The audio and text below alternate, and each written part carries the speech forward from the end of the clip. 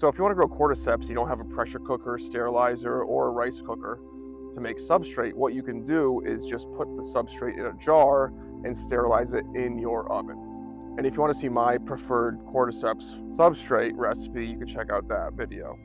But all I do is put the jar of cordyceps substrate in the oven at 300 degrees, and I cook it for 30 minutes at 300.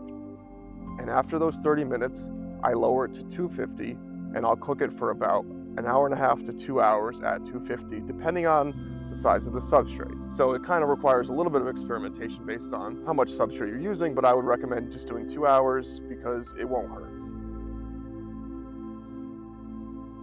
And then I'll inject each jar with about 10 milliliters of Cordyceps Militaris liquid culture, and then incubate in the dark for 1 to 2 weeks, and then fruit under a grow light or outside.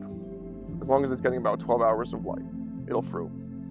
And you want to keep it below 70 degrees and above 60 degrees, and that's about it.